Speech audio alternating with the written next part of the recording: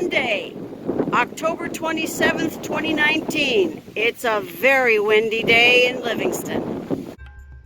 Greetings, everyone. This is the Gardening Snail of Livingston, California. If you're interested in what's happening at City Hall, among other things, or just want to keep track of what our local politicians are up to, welcome to the channel. If you haven't already, please subscribe and hit the bell icon so you're notified when future videos are uploaded. How did this account get to be so negative? In this video, we will discuss the Recreation Department budget request to cover a deficit incurred in the 2018-2019 fiscal year. First, we will define the 2018-2019 fiscal year. Then we will look at staffing levels for that fiscal year. After that, we will see how the Recreation Department's budget request was tabled from the September 3rd regular council meeting to the September 17th regular council meeting.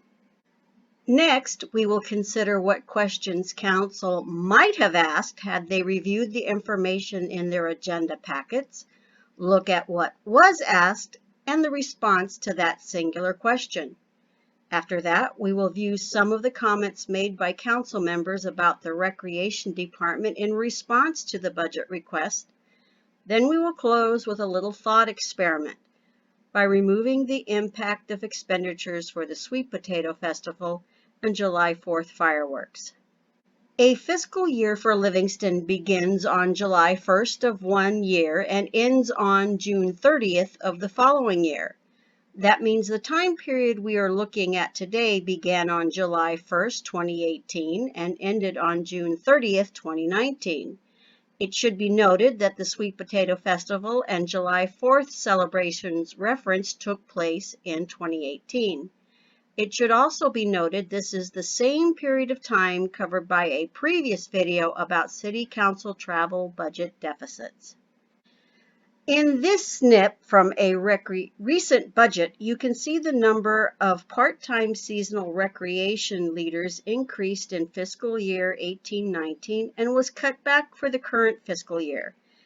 A common report at council meetings has been the growing number of children signing up for Recreation Department-sponsored activities. In a previous video, I showed how the resolution to transfer funds to the Recreation Fund had been included on the consent calendar for the September 3rd, 2019 City Council meeting. Items on a consent calendar are considered non-controversial and usually voted on in conjunction with the other items on the consent calendar. Council members do have the opportunity to pull items for separate discussion if they so choose. Instead of pulling this item for separate discussion that evening, it was tabled to the next council meeting. That struck me as just a bit curious since there were 4 members of the council present that evening. The only one absent was the Mayor Pro Tem. 2 weeks later, at the next council meeting, it was again on the agenda, this time as a discussion and potential action item. And this time, the Mayor Pro Tem was present. Given that this item had been tabled from the previous meeting, there was at least 17 days to have gone over the relevant documents.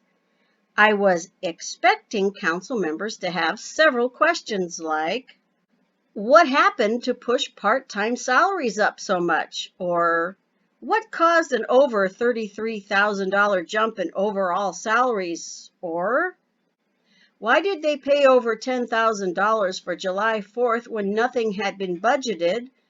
Or, why were Sweet Potato Festival expenses so high? Or, how much of this grand total is actually under the direct control of the Recreation Department? There was the direction I imagined the discussion would take had all the council members reviewed the information in their agenda packets. Then there was the direction the discussion actually went. This is how it started. This is a resolution to transfer funds from the general fund to the recreation fund to cover the budget shortfalls for the 2018-29 budget year. Ms. Benoit.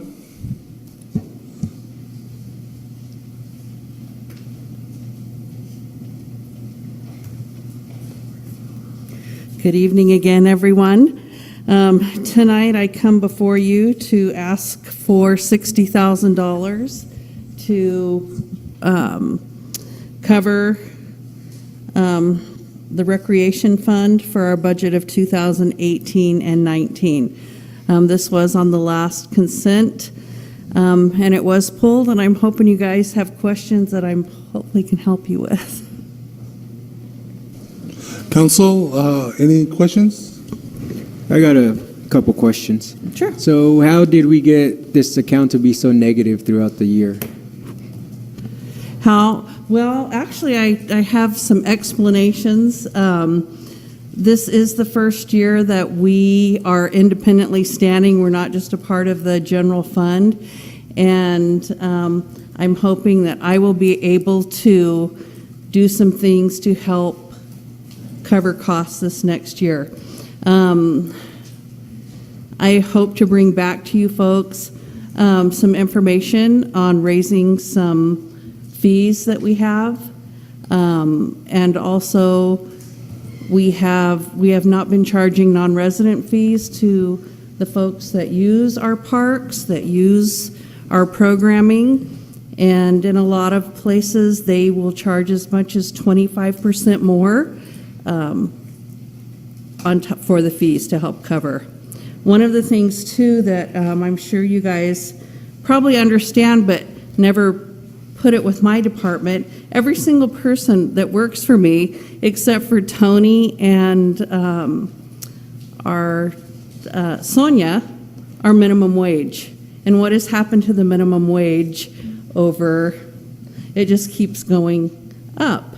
So that does impact our programs, which hopefully in raising the fees will help offset that. The other thing is almost a little over $12,000 of our deficit is from PERS, from insurance, from things that are kind of out of my control. After that, some of the council members came to the Recreation Department's defense. So I was just seeing if there was a plan in place, so thank you. Council, any other comments? I just want to comment, your department is fabulous. Without it, many of our children, our youth, our citizens in general, wouldn't have the events that you provide in the city for free. Many of the events that you do have don't generate that much funds, and listening to city manager, other ways suggesting how you can bring that revenue up, and I am just glad that you provide those programs, and it would really be a shame to cut any of those programs that you provide for our youth or even for our senior citizens, anything that goes to the rec department. The Recreation Department is very dear to my heart, and then I commend all the staff, the commission for working on so many different programs compared to other cities and communities. We do a lot in our city, a lot of opportunities for kids to be involved and be out of trouble. Over the years, recreation has never financially paid for itself. We know that. It's always been short here, short there. Though we may lack in number of dollars, but I think we come out ahead in service we provide to our youth and our folks. Yeah, $58,000 is a lot of money, and I agree with Mayor Pro Tem, and maybe we do need to look at some fees. But one kid that we keep out of our justice system, more than enough pays for this, and I think nobody would disagree with that. At the end, the motion to approve the budget transfer was approved by a 5-0 vote. So now let's do a little thought experiment. We already learned that a large part of the Recreation Department deficit had to do with things like minimum wage going up, and that the Recreation Department doesn't charge enough in fees to cover all the costs of running all the different activities. It's too soon to tell whether or not the City Council will decide to raise non-resident fees, or raise any fees at all for that matter.